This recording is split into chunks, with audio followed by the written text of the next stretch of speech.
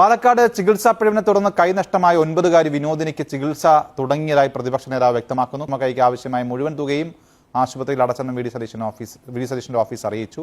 ഒറ്റ കൈയുമായി സ്കൂളിൽ പോകാനുള്ള കുട്ടിയുടെ ബുദ്ധിമുട്ട് ഏഷ്യാനെറ്റ് ന്യൂസിലൂടെ കണ്ട് പ്രതിപക്ഷ നേതാവ് അടിയന്തരമായി ഇടപെടുന്നു. കുട്ടിയുടെ കൈയിന്റെ അളവെടുക്കാൻ കൊച്ചിയിലെ സ്വകാര്യ ആശുപത്രിയിലേക്ക് കുടുംബത്തെ എത്തിക്കുന്നു. അതിനുശേഷം കൃത്രിമ കൈക്ക് ആവശ്യമായ മുഴുവൻ തുകയും അദ്ദേഹത്തിന്റെ ഓഫീസ് ആശുപത്രിയിൽ അടയ്ക്കുകയും ചെയ്തു. ഇതിന് തൊട്ട് പിറകെയാണ് കഴിഞ്ഞ കുറെ മാസങ്ങളായി ഈ മാതാപിതാക്കളുടെ അപേക്ഷയോട് മുഖം തിരിഞ്ഞു നിന്നിരുന്ന ആരോഗ്യവകുപ്പ് അടിയന്തരമായി ഇടപെടുകയും ചെയ്തത്. ആരോഗ്യവകുപ്പ് പെട്ടെന്ന് ഇടപെടുന്നു. വനിതാ ശിശു വികസന വകുപ്പിന്റെ സ്പോൺസർഷിപ്പ് പദ്ധതി പ്രകാരം കുട്ടിക്ക് പരിരക്ഷ ഉറപ്പാക്കാൻ ഉത്തരവിറക്കിയെന്നാണ് ആരോഗ്യമന്ത്രി അറിയിച്ചിരിക്കുന്നത്. കുട്ടിയെ മാസങ്ങളായി കുടുംബം ഓഫീസുകൾ കയറി ഇറങ്ങുകയാണ്. വെറും 2 ലക്ഷം കൊണ്ട് എന്ത് ചെയ്യാൻ കഴിയുമെന്ന് അന്നൊക്കെ സാങ്കേതികത്വം പറഞ്ഞ് അവരെ തിരിച്ചയച്ചിരുന്ന അധികൃതരാണ് ഇപ്പോൾ പ്രതിപക്ഷ നേതാവിന്റെ ഓഫീസ് ഇടപെട്ട് അടിയന്തരമായി കാര്യങ്ങൾ ചെയ്യുമ്പോൾ പെട്ടെന്ന് ഇടപെടൽ നടത്തിയിരിക്കുന്നത്.